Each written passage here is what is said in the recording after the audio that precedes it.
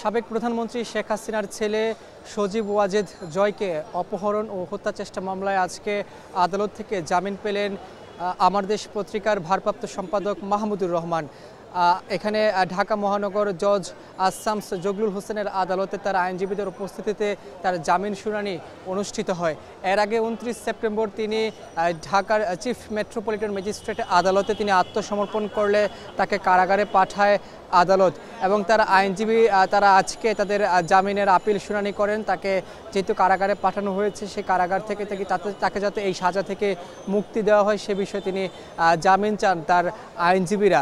এবং তারা আইনজীবী তানবীর আহমেদ ব্যারিস্টার তানবীর আহমেদের সঙ্গে আমরা কথা বলেছি। তিনি আসলে বলছিলেন যে এই সাংবাদিক মাহমুদুর রহমানের নামে এটি আসলে মিথ্যা হয়রানিমূলক মামলা। তিনি বলছিলেন তারা আইনজীবী তাকে এই হয়রানি করার উদ্দেশ্যে এই মামলায় তার নাম দেওয়া হয়েছে, এজাহারেও তার আসলে কোনো নাম নেই এবং শেখ হাসিনার ছেলে সজীব ওয়াজেদ জয়কে হত্যা চেষ্টার সঙ্গে তার কোনো সম্পৃক্ততা নেই, তার কোনো এখানে জড়িত থাকারও কোনো সুস্পষ্ট অভিযোগ নেই বলে উল্লেখ করেছেন তার আইনজীবী। তিনি বলেছেন তিনি শীঘ্রই কারাগার থেকে মুক্তি পাবেন।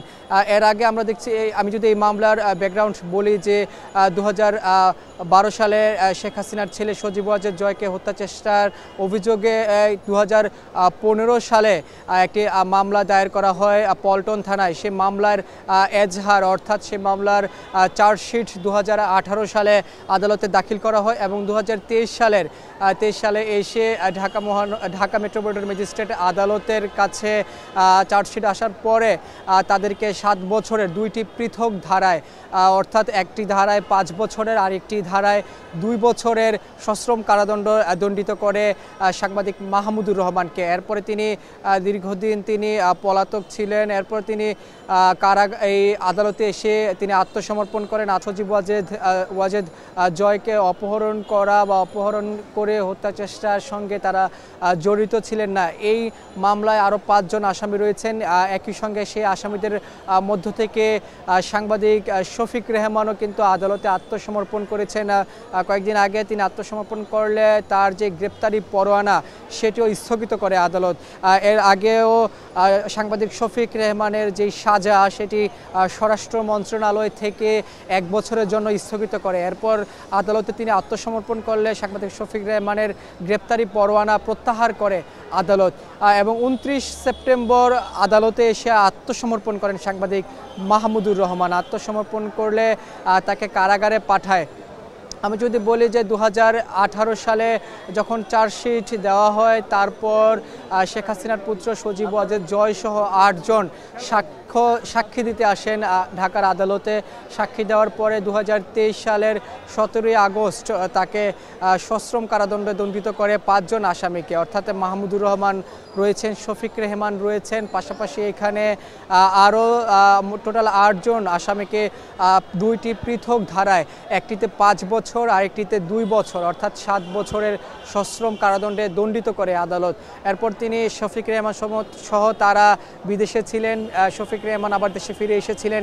ফিরে এসে তিনি আদালতে আত্মসমর্পণ করেছেন। মাহমুদুর রহমানও কিন্তু আদালতে আত্মসমর্পণ করেছেন এবং আজকে যখন শামস জগলুল হকের আদালতে বিচারক বা জজ তার আদালতে যখন এই আপিল শুনানি করা হয় তখন তার আইনজীবীরা আসলে বলছিলেন আদালতের কাছে যে সাংবাদিক মাহমুদুর রহমান একজন বিশিষ্ট নাগরিক, তার বিরুদ্ধে যে অভিযোগ আনা হয়েছে শেখ হাসিনার পুত্রকে হত্যা চেষ্টা বা অপহরণ করার মামলা যুক্তরাষ্ট্রে এবং সেই ক্ষেত্রে তাদের কোনো সম্পৃক্ততা নেই, শুধুমাত্র রাজনৈতিক কারণে হয়রানি করার উদ্দেশ্যে তাদেরকে মামলার এজাহারে যুক্ত করা হয়েছে, তাদের এই আসামি করা হয়েছে, যার কারণে তারা আসলে জামিন চেয়েছেন এবং কারাগার থেকে তারা বলছেন যে যেহেতু এটি কারাগারের বিষয় কারাগার থেকে যে কোনো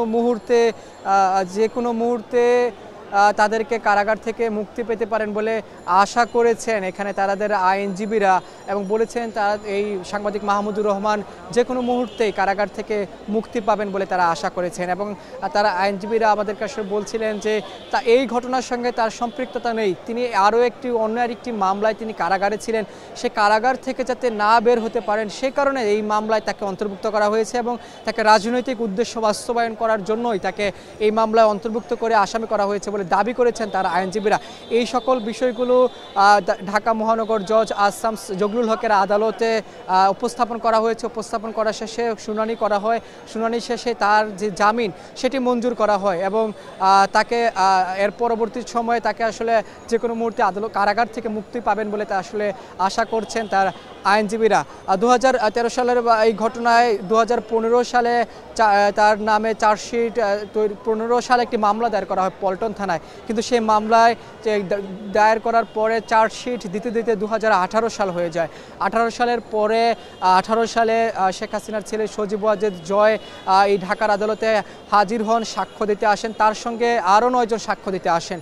এরপর 2023 সালের 17 আগস্ট আদালত তাদেরকে 7 বছরের সশ্রম কারাদণ্ডে দণ্ডিত করে তারা পলাতক ছিলেন এতদিন এবং তারা এখানে এসে তাদের যখন আত্মসমর্পণ করেন তখন তাদেরকে কারাগারে পাঠান এবং আজকে সাংবাদিক মাহমুদুর রহমানের যে জামিন শুনানি সেটি অনুষ্ঠিত হয়। জামিন শুনানি অনুষ্ঠিত হওয়ার পরে তার জামিনটি মঞ্জুর করেন আদালত। এই ছিল আমার কাছে সবশেষ খবর আদালত থেকে।